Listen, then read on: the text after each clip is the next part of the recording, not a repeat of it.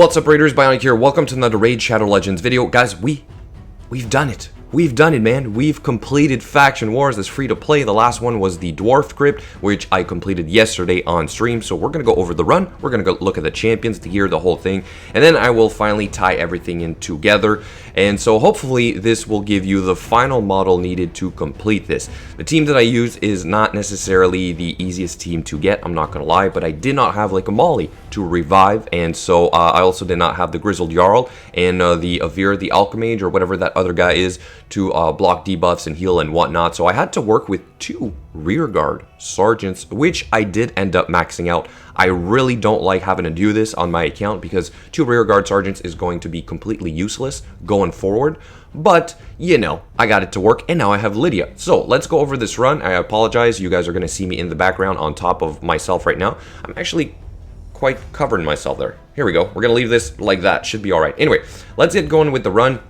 I was on stream, a little bit slow, I was talking, but I will say this team is actually really solid for the waves, and now that they nerfed it, I'm not gonna lie, like I'm literally dealing that much more damage. The waves were actually really easy, and like right there, right, my Mountain King one-shotting like the Broadma, that did not happen post-nerf, so I'm gonna say there's probably a solid 20% nerf on the Faction Wars right now. Even for the boss, like I said, I tried this team and I kept bringing the boss down to about 20 or 25% health before I would lose one of my champions. Last night, I got it to work the first try. It wasn't necessarily that easy. I did need some RNG, some luck on my side to get it done, but by maxing out the champions and changing the gear of the rearguard sergeants to, instead of lifesteal, I went with 4-piece Immortal and then 2 pieces of Speed, okay? Also, you want to be careful on each waves. You want to target certain champions first. The first one, I would say the Broadma is a little bit more important because he will revive and put a block damage. So if you do click on him, then they should force target him first, and then I click on the Torture Helm, right, to get rid of that guy because he can hit pretty hard. He used to be able to almost one-shot one of my champions, but now with this nerf, I'm going to say maybe he doesn't hit as hard, but anyway, so pretty straightforward. For the second wave, we want to target the Man-Eater first. Always, because this guy will go into unkillable, he's going to place block debuffs, then you're not going to have your crowd control, and it's just going to take forever, and you might actually even lose. The Jarang, I believe this guy also deals quite a lot of damage. Norog as well can deal quite a bit of damage, so you do want to be careful, hopefully control them as much as possible. But if you have a Torment, it's usually pretty easy. My Torment, I tried him in lifesteal the previous time because he's in a lead to take the hits. Okay, when the boss is not going to apply to fear. I'll get to that in a second. But having the lifesteal would have made it a little bit easier because I could heal myself between each hit. Although this time I went straight up with my stun set. I thought, what if this nerf is so big that I can literally just get away with not needing my lifesteal Torment and not redoing his masteries? And that's exactly what I did, and it worked, okay? But we are counting on the Torment's passive to take the hits and die and then res. Okay, so that's sort of how I was able to take a couple more hits from the boss until I was able to kill it. And it came down to literally like, you know, the last turn. So here we go. We're killing these ads. Pretty simple at this point. You kind of see that the Mountain King is the guy dealing all the damage. And then we have 2 rearguard sergeants and the Runic Warder for the continuous heals. Even though Runic Warder is the smaller version, I thought any extra heals might actually be sufficient, right? Might help out. We also have 2 ally protections from each of the rearguard sergeants, and you do want to use them at different times against the boss. So towards the end of this wave, I controlled it, right? So I wanted to use A1s as much as possible to ensure that my skills are back up for the boss. And finally, the boss. Okay, so this guy is going to apply an AoE stun and fear on one champion, and then he's going to attack the champion that was feared. Okay, in between that skill, which is sort of like his main skill, he's going to attack your lead champion. Okay, so here what I decide to do is I go for A1s first on both the rearguard sergeants, which are faster and they have evil eye. So we reduce that turn meter, we apply decreased defense.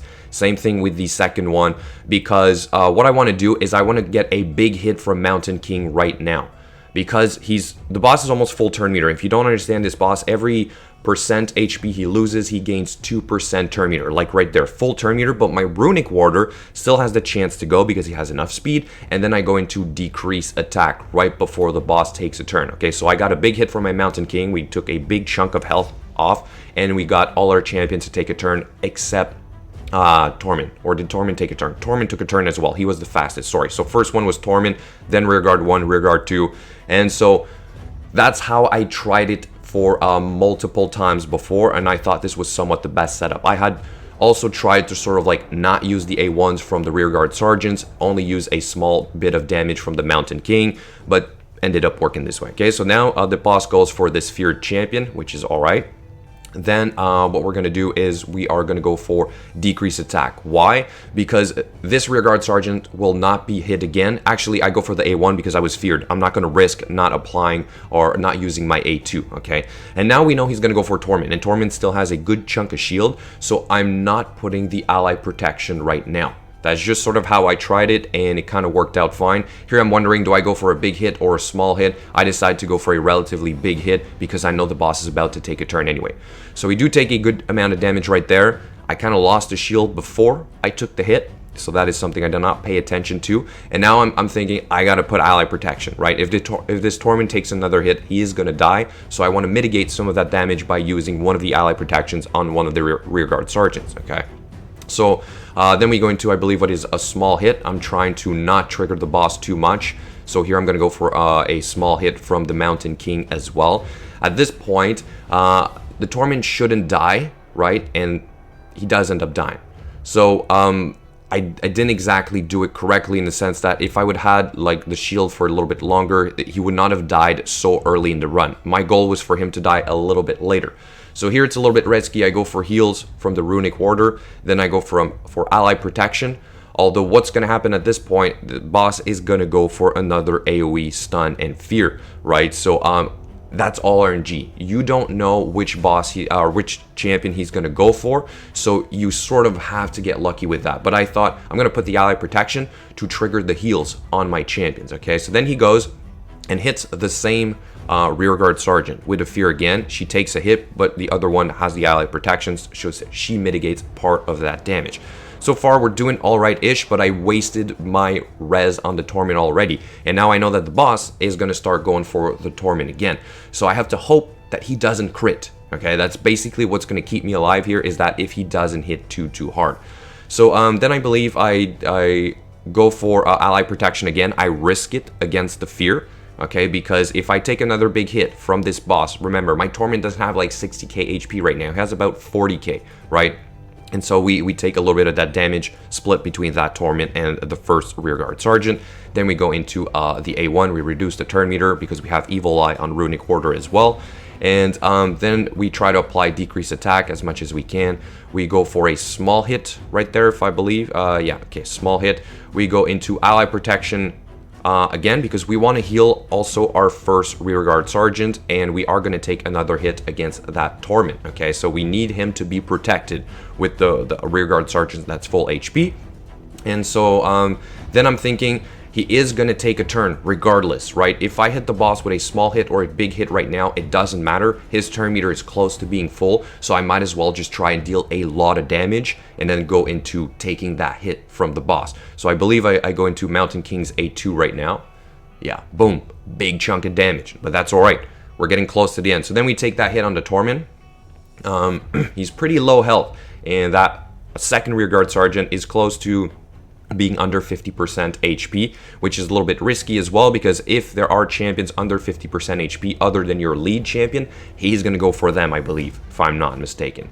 Okay, so then we try and go for little hits, hoping that we can heal ourselves back up before the boss takes a turn. I'm out of ally protections and continuous heals for the second Rearguard Sergeant, but she is above 50% HP. And then we got really lucky. He goes and gets the fear on the Torment in the lead, and we still have the ally protection on that second Rearguard, which doesn't die, okay? If this would have been post-nerf, I would have died. This was too much damage for my Torment and that second Rearguard Sergeant. But it ends up sort of like finishing perfectly right there, full turn meter, but my Torment takes a turn and done. Voila. Okay, so I'm not gonna lie, I kind of got lucky. I screwed up a little bit in the beginning, but that's sort of how I cycled through these continuous heals, ally protections with the Runic Order, the 2 Rearguard Sergeants. All the damage came from Mountain King. You gotta be careful when you use all that damage, or else you're going to fill up that turn meter a little bit too fast, right? So anyway, all that being said, done. Dwarfs is done. It is all done. I'm so happy it's done because, man, this was a lot of work. Every day keeping track of the next faction that was about to open. It was a lot of work. Let's go over the gear of each of these champions. We have our as-is Torment for Classic Arena and Tag Arena. So 254 speed, which is very speedy for a champion of this sort, but that's because of the way I use him in Classic and Tag Arena. Almost 4k defense. We have 81% crit rate, 102% crit damage, decent amount of accuracy, and decent amount of resistance in a stun set. All the skills are done. I've shown this guy plenty of times before. I think he's well worth the books. And as for the masteries, here's what I'm using. I have not changed these since I got him, basically. I love Fearsome Presence. I suppose I could go for Eagle Eye or even Unshakable, but having that extra little 5%, which will apply to the freeze and the stun from the set, is actually pretty good as well. So I'm going to keep rolling this and hoping that I can improve the stats with the gear, because there's literally no legendary pieces on here right now. And not a whole lot of 6-star pieces as well. Anyway, Mountain King, which is in a shield set. So this is also as is for Arena, Tag Arena, whatever, the whole thing. And I had more shield sets before. I had one of the other rearguard sergeants in a shield set, and then the other one was in a lifesteal set. That's how I tried it before, but I thought this time I would go with Immortal and sacrifice that extra shield set, which is why I sort of ran out of shield a little bit faster than I thought, although it was also sort of like the cycle of skills, right? My Torment was maybe a little bit too fast before the boss took 2 turns. So anyway, we have decent pieces where we went for 2 Cruel along with this shield set. We have a 6-star crit damage gloves, an HP percent chest, speed boots with some good stats overall. We have a HP ring, crit damage amulet, and a resistance banner because he's in my resistance heavy team. We don't need accuracy on this guy, but like the resistance is actually not that great. I would need this to be a lot higher, even though I have the aura from Rosin to bump me up to close to like 400 resistance. I would want this guy to be closer to like 500, 600 resistance like my Skull Lord. But the problem becomes having enough crit rate and crit damage. Okay, so it's not easy to balance everything. I did max out this guy, and as for the masteries, here's what I'm using. We do have Helm Smasher, and then we have some kind of like counter attack here with the Retribution, but also Cycle of Revenge, right? Because on a slow team, you're expecting to be hit first, so this is a great way to just get a boost to your turn meter, especially when you're this slow, okay? Like 156 speed for a nuker is really slow, but we're built to take some damage. Anyway, then we're moving on to both of the rearguard sergeants, which are very, very similar. We have 4 pieces of Immortal and then 2 pieces of speed. Total stats for the first one were just about shy of 60k HP, which I would say is probably something to aim for. Okay, 60k HP, 225 speed. They used to be a lot slower. I thought I would just speed them up. Decent amount of accuracy, just above 200, closer to 220 would be kind of perfect right here. For these guys, we have HP percent chest and HP percent gloves, and then the rest of the pieces are just whatever sort of is going to allow me to hit the stats that I need. Okay, so this gear has been somewhat shuffled around. Like part of this was on a Painkeeper. The other set was sort of like on a Rain Beast for the other faction wars. I didn't really put this into the spreadsheet, but I suppose these somewhat speed immortal pieces could be reused as well. Okay, so they're not the only champions that could use this, that's for sure. We have defense ring, HP amulet, and then we have an accuracy banner, which is not maxed out. The skills are done. I'm not gonna lie, I maxed out both of the rearguard sergeants. Just because of the cooldown reduction, also because I wanted the decreased attack to apply as often as possible. Even though I had Runic Order, I really wanted to have the maximum amount of chance for this to work. But remember, I did all this before the nerf, okay? So this was sort of me being a little bit desperate trying to get this to work. So I thought, you know, I'm just going to do it. I'm gonna spend the books because I wanted to get to Lydia. As for the masteries, here's what I'm using, which is basically for faction wars only. Okay, so we have the War Master, we have Life Drinker, and we have Evil Eye, which I think is probably the most important. For the second one, it's the same masteries, okay? The skills, like I said, all done. And then for the gear, it's very similar. Maybe this one is a little bit slower, a little bit less HP, maybe a little bit less defense, a little bit more accuracy, whatever, but you kind of understand it was not easy to balance everything. These chest pieces are usually on other champions on my account, like the Harvest Jack and my War Maiden, so this is not exactly fixed sets. These boots were also on different champions, if I recall correctly, so I'll have to figure out who had them before. We have a defense ring, defense amulet, and an accuracy banner. This is literally all the pieces from my bulwark, because I do have a built bulwark as well, but he's only used for clan boss, and he wasn't very useful for the faction wars, so I just grabbed those pieces for the time being. So then that's 1, 2, 3, 4, and the final one, it's not the bulwark like I said, it is this runic warder, which I built a very long time ago for the Fire Knight missions to complete them to get Arbiter. Okay, so this gear is kind of just sitting there. It's not probably sorry, the best pieces around, but we did use some lifesteal on this guy. Okay, so we have crit damage gloves, I guess, HP percent chest, good enough amount of accuracy on the helm because we want it to be close to that 220%, or 220, sorry, and then some speed boots. We have HP, defense, and accuracy banner. All the skills are done on this guy. I had started doing the masteries, kind of never made it to the tier 6, but again here we kind of just want evil eye. I didn't really want this guy to deal some damage. I suppose I could have went into war master for maybe a little bit more damage, but there is such a thing as too much damage too fast on that boss, so I thought I was going to go into something more like this here. I think bulwark, to try and mitigate some damage for the rearguard sergeants as they are using their ally protection. All right, so that's basically it. All right, my dwarf team, and like I said, finally done, and now we have the Lydia on our account. So we're gonna work on her. Finally, the Great Hall, last thing to show, and you guys know this by now. You got to factor this in. So here's my question for you guys: do you guys think that this is the first free-to-play Lydia? Right, and I say free-to-play, and I get it. Okay, I said it many times before, but I mean free-to-play. For 16 months, and then I have almost now 5 months of free-to-play plus content creator perks. Okay, so I have progressed faster since. Well, I'll tell you what, I am not the first to do it.